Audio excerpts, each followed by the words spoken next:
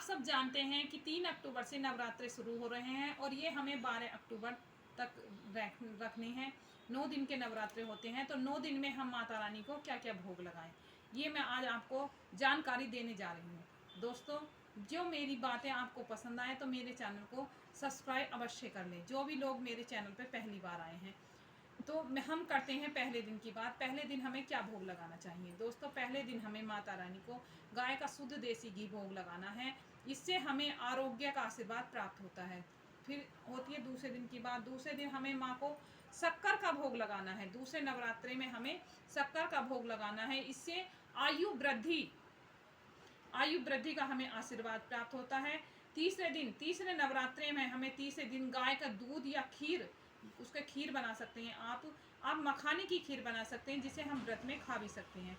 तो हमें तीसरे दिन खीर बनानी है और माता रानी को भोग लगाना है। अपने सह परिवार में उसे हमें बांटना है और हमारे उससे सभी दुख दूर होंगे और हमें परम आनंद की प्राप्ति होती है। अंदर से हमें परम आनंद की प्राप्ति होती है। चौथा नवरात्रे में हमें मालपुए का भोग लगाना है और भोग लगाने के बाद अपनी संतान को बांटना है। इससे हमें आयु वृद्धि और निर्णय लेने की शक्ति भी बढ़ती है। हमारी जो हम काम करते हैं और निर्णय जल्दी से नहीं ले पाते, उसमें निर्णय लेने की हमारी शक्ति बढ़ती है और बुद्धि भी बढ़ेगी। और पाँचवें दिन केले का भोग लगाना है हमें। केले का भोग, केला हमें माता रानी को चढ़ाना है। इससे हमारे स्वस्थ शरीर और हेल्दी शरीर प्राप्त होता है। माता रानी का आशीर्वाद हमें ऐसा प्राप्त होता है कि केले का भोग लगाने से हमें स्वस्थ शरीर और हेल्दी शरीर प्राप्त होता है। दोस्तों, छठे दिन की हम बात करते हैं। छठे दिन हमें शहद का भोग लगाना है। छठे दिन हमें शहद का, इससे हमारी त्वचा में आकर्षण की शक्ति मिलती है। आकर्षण की शक्ति का आशीर्वाद प्राप्त होता है। हम आप बात करते हैं सातवें दिन हमें गुड़ का नैवेद्य चढ़ाएं माता रानी को। सातवें नवरात्र में आप गुड़ का नैवेद्य चढ़ाएं।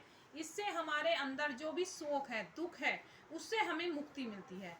दोस्तों, हम बात करते हैं 8वें नवरात्रे की। 8वें नवरात्रे में हमें नारियल का भोग लगाना है और नारियल की हम कोई मिठाई भी बना सकते हैं और इसे हम बच्चों में भी बांट सकते हैं।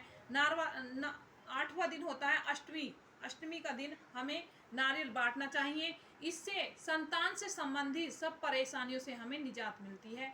माता रानी का आशीर्वाद मिलता है, ताकि जो भी हमारी संतान को परेशानियां चल रही हैं वो सब खत्म होती हैं। तो हमें 8वें दिन हमें नारियल का भोग लगाना है। और बात करते हैं हम 9वें दिन की, नौमी के दिन हमें तिल का भोग लगाएं।